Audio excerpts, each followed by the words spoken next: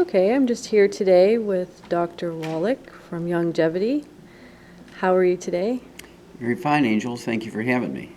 Well, thank you for letting me interview you on the fly. I really appreciate that. And would you like to just tell YouTube about what you do and what you've been doing? Sure, thank you. Well, first of all, I think my view on health is different because I have a degree in agriculture. My major is in animal husbandry and nutrition. My minor was in field crops and soils. I also have a degree in veterinary medicine. I also have a postdoctoral fellowship in comparative pathology, where I do autopsies on people and animals. Oh, wow. Oh. Yeah, my biggest project was with the National Institutes of Health. It was an 8-year project called the Center for the Biology of Natural Systems. Did over 20,000 autopsies, which was like 17,000 and some change on over 454 species of animals and 3,000 human beings and 20 million chemistries and 20 million slides of special stains, looking to see. Sorry, how did you keep your mind, like, sane? Yeah, thank you. Well, sure, when you do something like that, you have to have a purpose. It's not just something you're doing for idle purposes. At that time, in the early 60s, it was felt that pollution was going to wipe out the earth. And I was employed to find out what part pollution played in the genesis or the cause of diseases in various species of animals and human beings. And so what I was looking for with all these biochemistries and all these autopsies and the big zoos around the United States and in Canada was to find just how much pollution did have to do with the cause of degenerative diseases. And make a long story short, at the end of the project, there was a 1,200-page book that came out of it that's in the Smithsonian Institute as a national treasure called The Diseases of Exotic Animals, which included the human material. And the bottom line of the study was, after these 12 years, was that every animal and every human being that dies of what we would refer to as natural causes instead of trauma, those that died of natural causes died of a nutritional deficiency rather than pollution. It was kind of a shock and a surprise to everybody. And there were 75 scientific papers in medical and veterinary and scientific journals, plus several books, including that big one. And at the 1977 point, I actually discovered the cause, prevention, cure of cystic fibrosis, a disease thought to be genetically transmitted in humans, and found that it was actually a mineral deficiency of the trace mineral selenium during pregnancy or shortly after pregnancy, and that it could be prevented and reversed just with supplementation of that mineral. Wow. And I got fired for it. Oh my gosh. Because the powers that be at the Emory University and the Yerkes Primate Center, which were national, working for NASA, the Space Administration, these are their monkeys for space. And I was doing autopsies on those monkeys that died of natural causes again. Oh, you mean actual monkeys? Okay, because yeah, I thought monkeys. you were talking about like the people from NASA were monkeys. No. These are NASA monkeys. These are little critters Okay. with tails. I thought you were being like sarcastic about the I'm people never working. sarcastic. Sorry. I might be aggressive, but not sarcastic. And so they fired me because they said, Wallach, you got to be sniffing glue. There's no way. Everybody knows this is a genetically transmitted disease, and now this is one you got wrong. It's not. But why would they fire you over that? Well, because there's thousands of jobs based on continuing that theory. Oh, I see. Oh, now you got it, right? Yeah. And so I was for the kids, and they were for the jobs. Mm-hmm. Okay. And so that's how I went back to school up in Portland, Oregon, became a primary care physician as a naturopathic physician so I could treat kids legally. Mm-hmm. To save them from cystic fibrosis. And along the way, went to China, Qishan province, China, 1989, because there was a disease in China, in Qishan province, China, called Qishan disease. It was a cardiomyopathy heart disease where the kids under the age of 10 would die of a heart attack caused by a deficiency of this mineral selenium, the same mineral deficiency I believe caused cystic fibrosis. And I said, if that's correct, if those kids are there dying, 13 out of 1,000 are dying from the selenium deficiency causing this cardiomyopathy heart disease, then some of them have to have cystic fibrosis, if I'm correct. because they're both caused by a selenium deficiency. And that's not too outrageous, because calcium deficiency causes blood clotting problems, osteoporosis, arthritis, high blood pressure, periodontal disease, bone spurs, kidney stones, all these various things that don't seem to be related, but they're all caused by a calcium deficiency. So it's not too outrageous there'd be multiples of diseases caused by a selenium deficiency. Gotcha. So to make a long story short, went to Quechan Province, did 1,700 autopsies on kids under the age of 10. Wow, that died must of have this been hard. That's heavy. That's very heavy. But again, it was to save kids. Yep. And so you have to do these things to save the greater Yep. masses. And what I found was that 35% of the 1,700 kids that I did the autopsies on, 35%, fully 595 of them, in addition to dying of cardiomyopathy heart disease, aka Quechan disease, they also had cystic fibrosis, and 100% of them, 1,700 of them, had muscular dystrophy. That was kind of a side finding we weren't expecting. Wow. And so we knew the cause, prevention, cure of muscular dystrophy. Worked it, since I was a primary care physician, I could treat kids with muscular dystrophy and cystic fibrosis. Was able to reverse the, quote, genetic markers, unquote, through supplementation. And this is called epigenetics, where you control how DNA and genes perform with nutrition. Okay, so this is called epigenetics. And my most recent book, which came out last month, is entitled Epigenetics, The Death of the Genetic Theory of Disease Transmission. And to back up a little bit, 5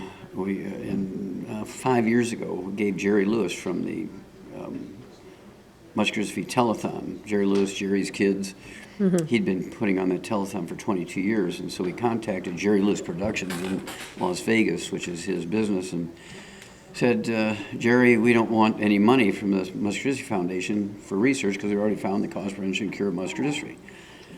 Since these are Jerry's kids, you're the ones that kept this disease on the front burner for 22 years with your telethon. Do you want to be the one to make the announcement that the cure has been found? He got excited. He took all these charts to the Muscular Dystrophy Foundation, and the Muscular Dystrophy Foundation fired Jerry Lewis. Holy cow. Yeah, they fired Jerry Lewis. So 4 they years don't ago. really want a cure. They in don't other want a words. cure, right? They want the income stream looking for the cure. And That so- is such BS. Yes, I that's can't exactly believe right. that. Well, these two stories on getting fired for firing the cure for cystic fibrosis and finding the cure for muscular dystrophy, Jerry Lewis getting fired over that.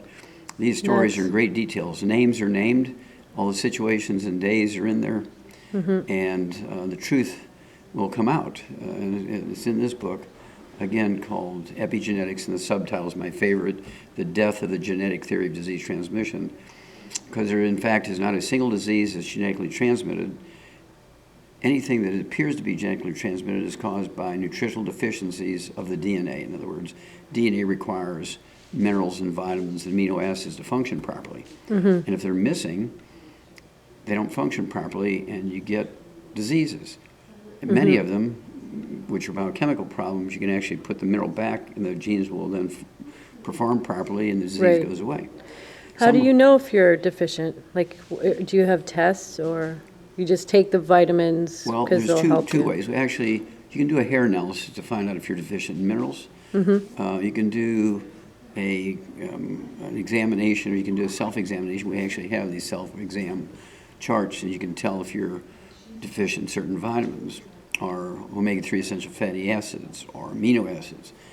For instance, if you have white hair, regardless of your age, if you have white, gray, or silver hair, it's a copper deficiency. If you have... Even when you're older and you're supposed to have it? no, you're not supposed to have it. You're never supposed to You're have white supposed hair. to be died 300 years of age with whatever your original hair color was. Black, brown, red, blonde. So how do you get copper? Like, what do you eat to get copper? Well, nutritional minerals, Angel, do not occur in a uniform blanket around the crust of the earth. They occur in veins like chocolate and chocolate ripple ice cream.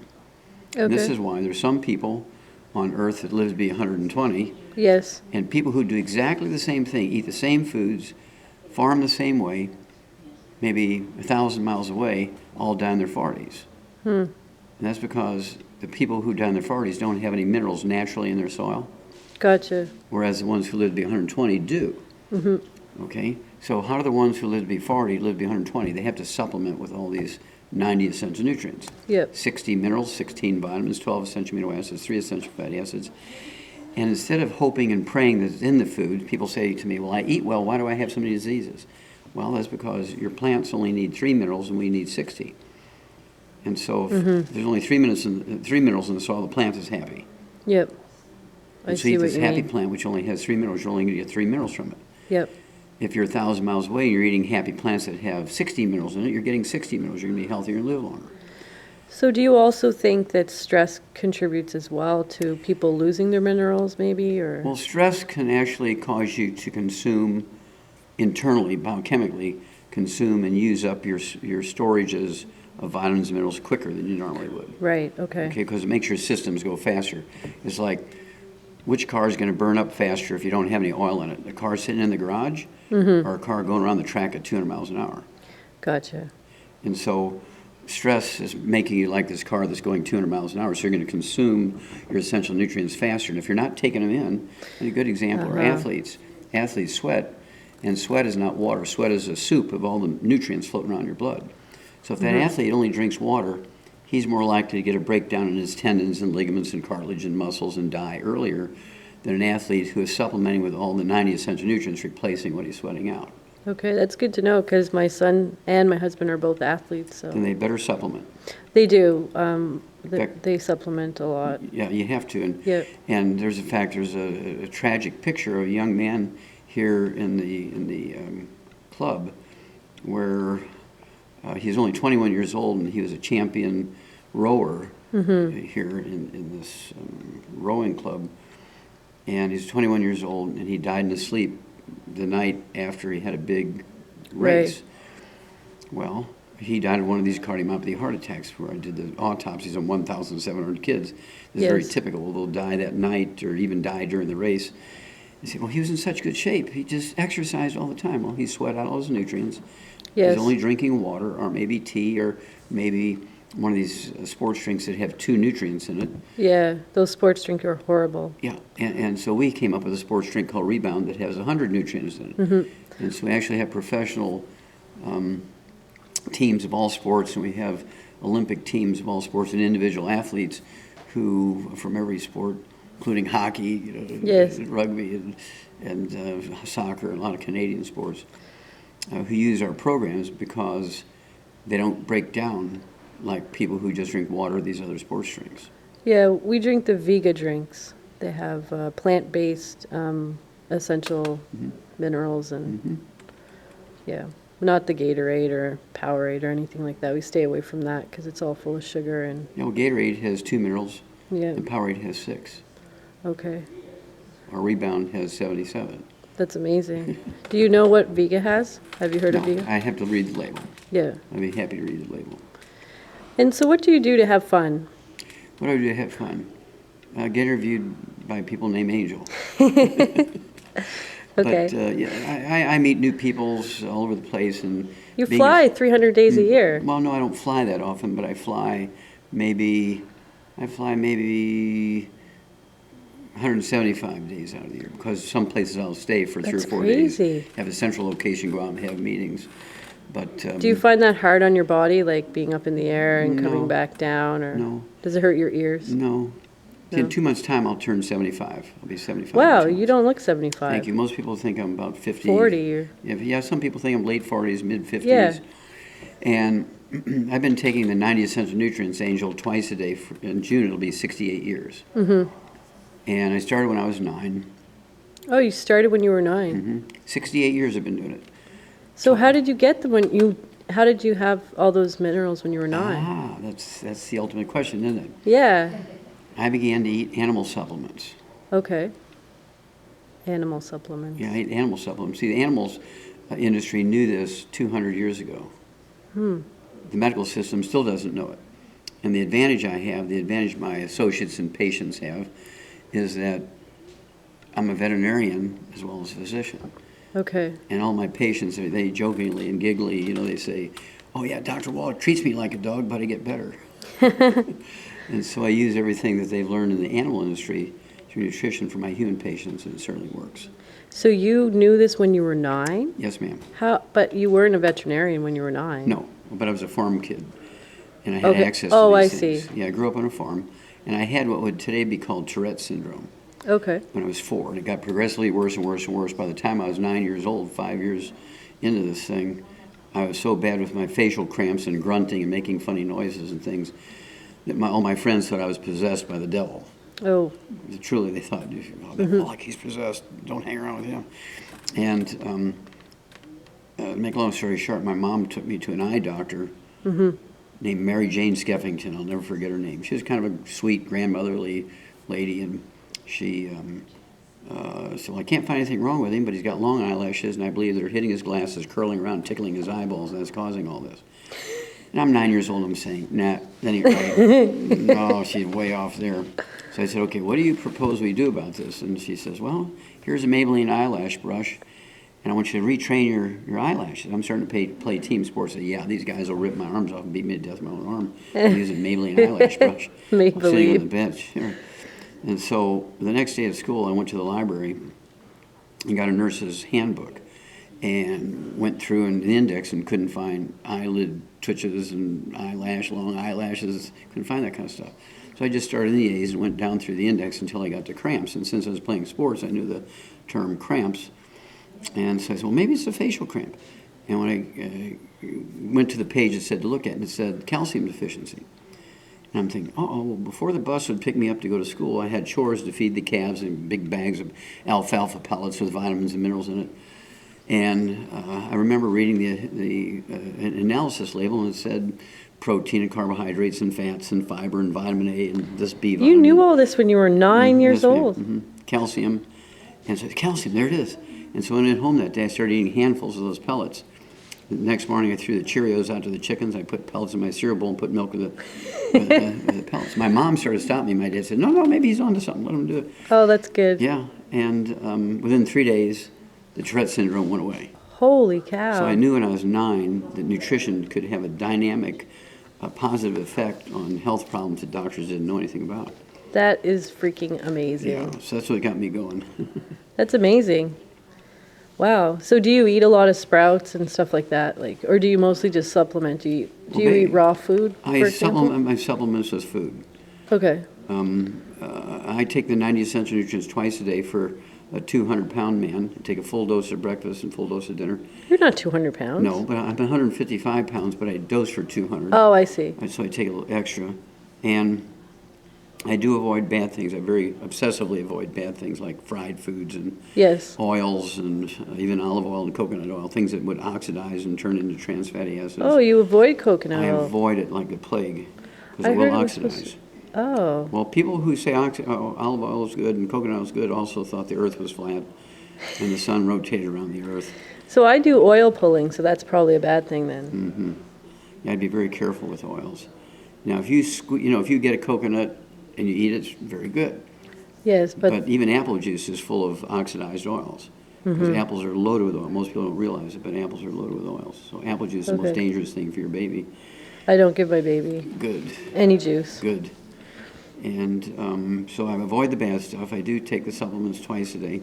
Do you But drink coffee and stuff I like that? do. Well, I own my own coffee company Oh, called wow. Java Fit. It's Is it- organic. It's a fair trade. It's fair trade, yes. Awesome. We own the plantations in Nicaragua, and it is fair trade. They're organic, totally organic. We have 5 different types of coffee, including the premium roast and the premium roast decaf and so forth. So I do drink coffee because it does have good antioxidants in it to help protect you from free radicals and oxidative damage. But I also eat very well. For instance, my favorite breakfast is 4 poached eggs, 8 to 12 ounce sirloin steak, medium rare, and then a baked sweet potato with butter and cinnamon, maybe a piece of cheese, and then my supplements.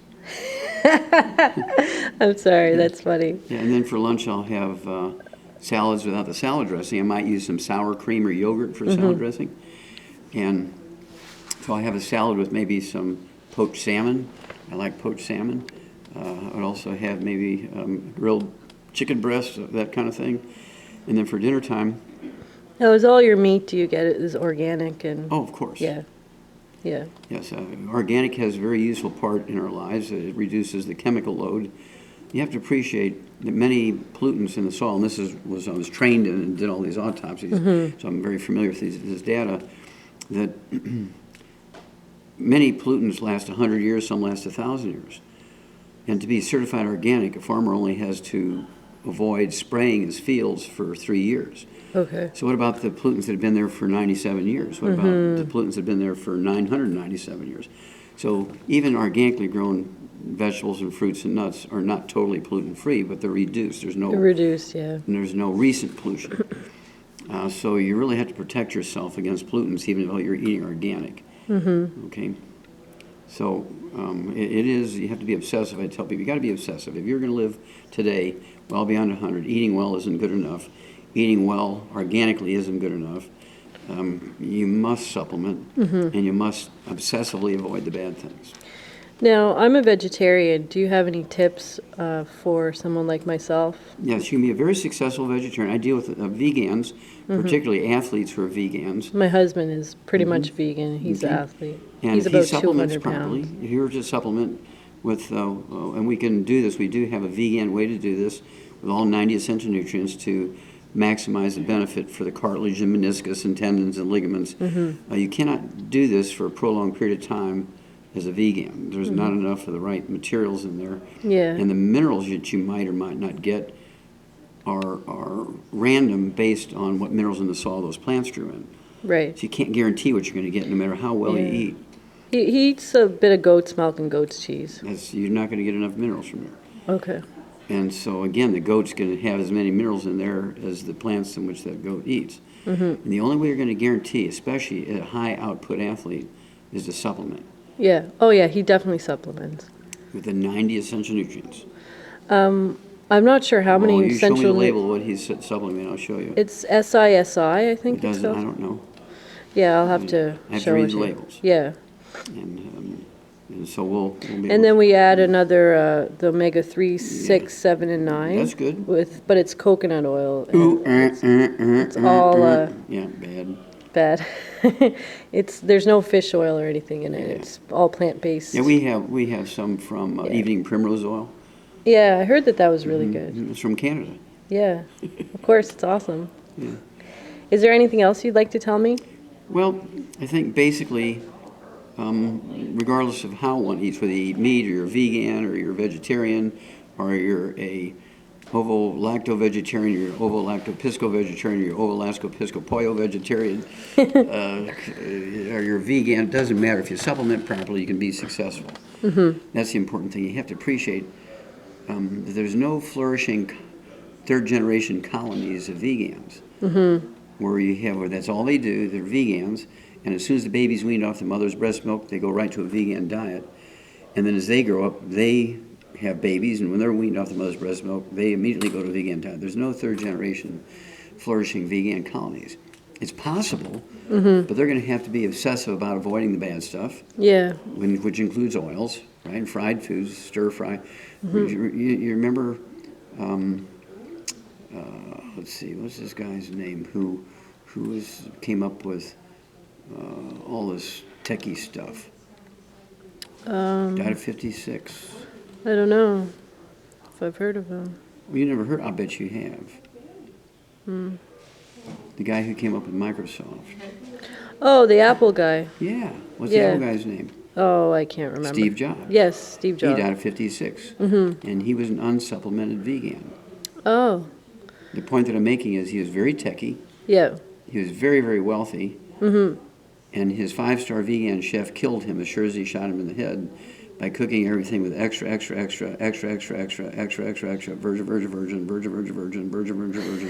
olive oil and coconut oil. Okay. Gave him pancreatic cancer. Wow, I really thought coconut oil was good for you. Well, that's what they say. Not to cook with. But who are they? Yeah, who are they, really? That's true. So it's actually bad for you. Yes. In fact, I learned that back in the 1970s. I was working with the cystic fibrosis kids because the pediatricians who were dealing with cystic fibrosis kids, as these kids would lose weight, they were prone to lots of infections and things would die before they were 12 years old. And they very simple-mindedly thought that if we could just keep these kids having some more weight, if they would just keep their weight on, and they gave the entire cystic fibrosis community coconut oil, killed them all. Wow. What about coconut water? Well, it depends on how much coconut oil is in it. Okay. And what about putting coconut oil on your skin? Because it does really look you good. absorb it. Yeah, it looks great, though. It Yeah, makes your skin feel good. Steve Jobs looked good, too, until he died. So you think, you're saying to avoid coconut oil? Yes. Like the plague? Like the plague. Okay. You know, we'll see. That's great. That's, I mean, We'll do a that's survey. awesome. We'll do a survey in 10 years and find out the average age of people who died, those that used coconut oil internally and externally, and those that didn't.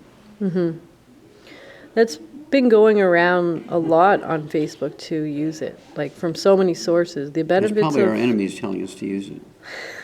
it could be true, and making it seem natural. Well, it is natural, Yeah, I don't know. but so is running over the cliff if you're a buffalo. I was just following the leader. What is your necklace? Oh, this is the Wheel of Life, of course, and this was given to me by one of the Ute brands the Ute bands in Utah for saving one of their holy men. Oh, He had terrible type 2 diabetes and was 400 pounds, extremely overweight, and got him to lose his weight, got rid of his diabetes, and so as a gesture of thanks, they gave me this Wheel of Life, and so I cherish it. The only time I take it off is when I take a shower. it's beautiful. Yes, it is. I just so cherish this. Nice. Awesome. Well, thank you so much for letting me do this interview. Well, thank you, Angel. You're a perfect hostess, and I appreciate you. Thanks.